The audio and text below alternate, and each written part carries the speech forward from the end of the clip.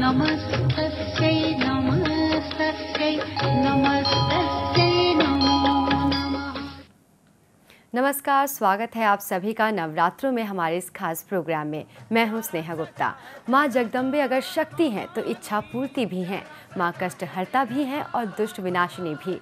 इस कड़ी में आज हम आपको बताएंगे माँ भगवती के चौथे स्वरूप देवी कुष्मांडा की महिमा के बारे में, जिनकी उपासना करने से हमारी और आपकी हर मुराद पूरी हो सकती है और हमारे सभी कष्ट दूर हो सकते हैं।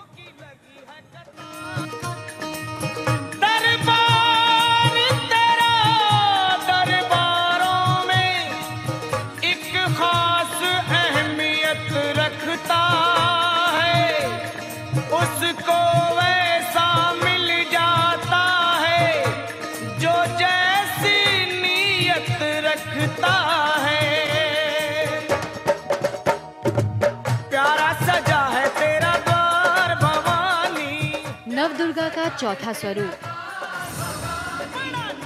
माँ कुष्मांडा का दिन। आदिशक्ति माँ भगवती का चौथा रूप है देवी कुष्मांडा। सृष्टि का आदि स्वरूप है माँ कुष्मांडा। जब सृष्टि का स्वरूप नहीं था तो चारों ओर था घना अंधेरा। तब माँ जगदम्बे के इसी रूप यानी माँ कुष्मांडा ने ही अपने हाथों से इस ब्रह्मांड की रचना की थी। अष्टभुजा मैया कुष्मांडा का रूप 8 भुजाओं वाला है। 8 भुजाएं 8 दिशाओं को दर्शाती हैं। इनके मुखमंडल पर मुस्कान हमेशा खिली सी रहती है। माँ कुष्मांडा सूर्यलोक में सूर्यमंडल के बीच में रहती हैं।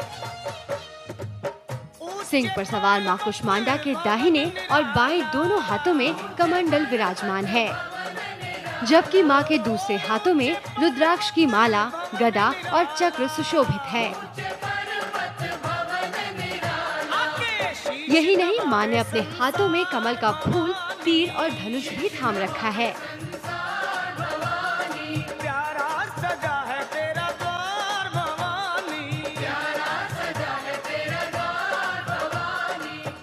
संसार के सभी प्राणियों के शरीर और शरीर के सभी अंगों और सभी इंद्रियों को सही चलाने की जिम्मेदारी भी माँ कुष्मांडा ही निभाती हैं और अपने भक्तों को रोगों से दूर रखते हुए उन्हें लंबी उम्र का वरदान भी देती हैं।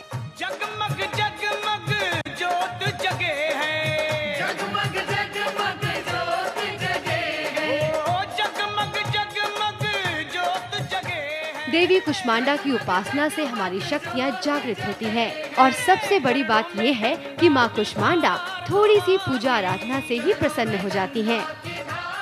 लेकिन इतना ख्याल जरूर रखें कि पूजा पाठ सही तरीके से हो, तभी पूजा का पूरा लाभ उठाया जा सकता है।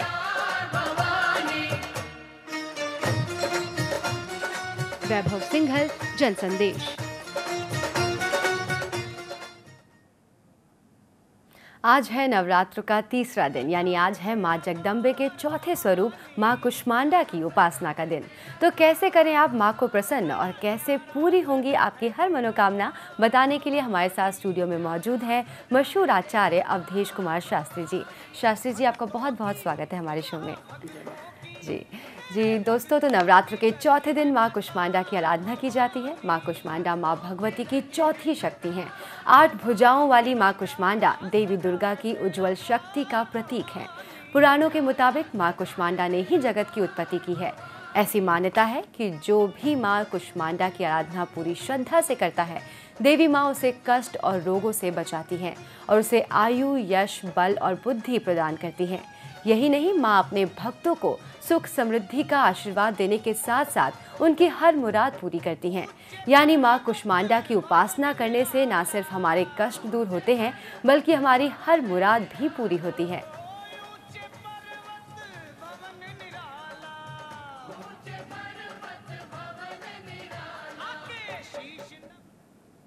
तो शास्त्री जी, सबसे पहले मैं ये जानना चाहूँगी कि आज माँ कुष्मांडा की उपासना का दिन है, उनकी महिमा के बारे में बताइए, या उनके पूजन विधि क्या होती है, पूजा करने से क्या फल मिल सकता है?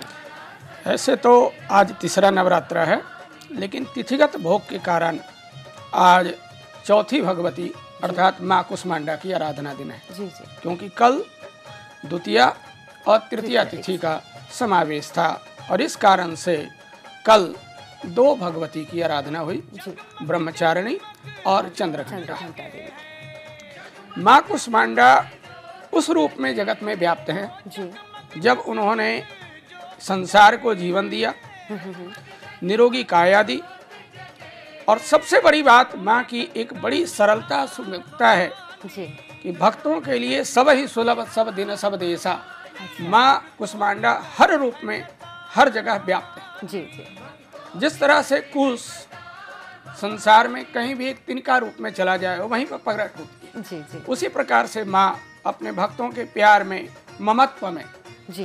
कहीं भी केवल विशेष मंत्र पाठ न करके अगर केवल हम माँ शब्द ही बोल दें, जी उससे ही सरल स्वभाव यह माँ प्रकट हो। जी, माँ प्रसन्न हो जाएगी। जहाँ तक पूजन विधि की बात है, किसी भी पूजन में हमें 2 बातों का विशेष ध्यान रखना चाहिए। जी देवम भूत्वा देवम यजेत, हम सबसे पहले देव बने जी और फिर देव आराधना करें। जी। माँ भगवती देवी रूपा हैं, तो हम सबसे पहले इस बात का विशेष ध्यान रखें कि हमारे घर में जो देवी हैं जी उन सभी का हम मान रखें।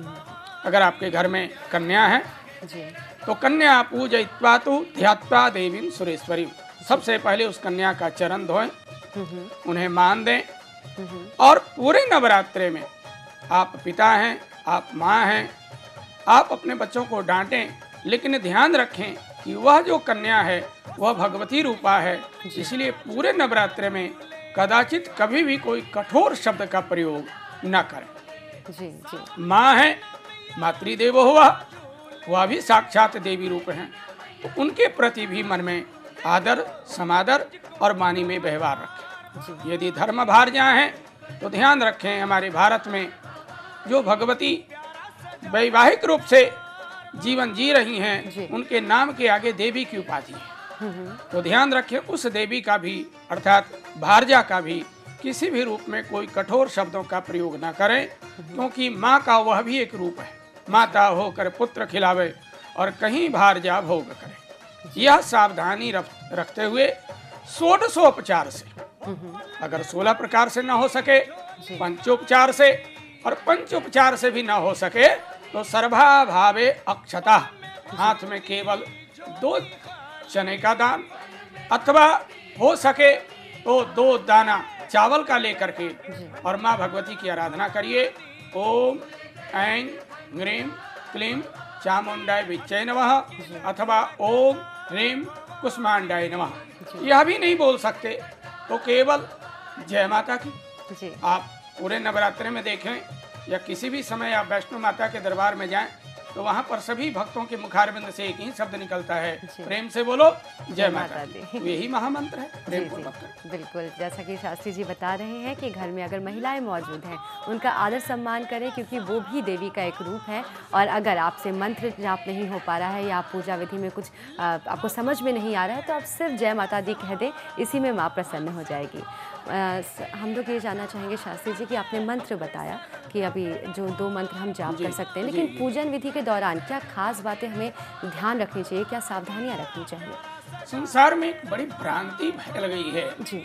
कुछ जड़मती जो मंदमती लोग हैं जी। नशा का सेवन, विशेष करके शराब, और यह भाव रखते हैं कि माँ भगवती का भोग लग रहा है। जी जी। यह मैं समझता हूँ कि अज्ञानता का परम सूचक है। जी। साधारण माँ भी यदि कोई व्यसन से युक्त हो, वह भी अपने बच्चों में कोई व्यसन नहीं देना चाहती। जी। माँ जगदम्बा ने कभी भी इस प्रकार की दुर्व्यसन का कभी सेवन नहीं किया। माँ भगवती ने मधुकैटभ और विशेष करके महिषासुर के दमन के समय भी उन्होंने कहा था, क्षणम क्षणम तिष्ठ मूढ़ मधु जावत पिबावे। जी। तो मधु कहते हैं शहद को। तो माँ शहद प्रिय है, जी। प्रेम प्रिय है शहद। आपकी वाणी में, आपके व्यवहार में, कोई भी मंत्र में सरलता होनी चाहिए। जी। इसलिए बड़े से बड़ा विद्वान भी अंत में यही कहता है, मंत्रहीनम क्रियाहीनम भक्तिहीनम सुरेश्वर। जी। तो हे भगवती, सब कुछ तुम्हारे चरणों की कृपा के बिना प्राप्ति संभव नहीं है।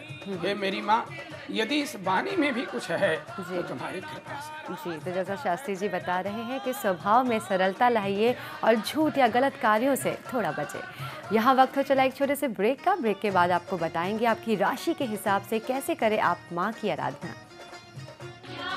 देवी सर्वभूतेषु मातृरूपेण संस्थिता नमस्तस्यै नमस्तस्यै नमस्तस्यै नमो नमः।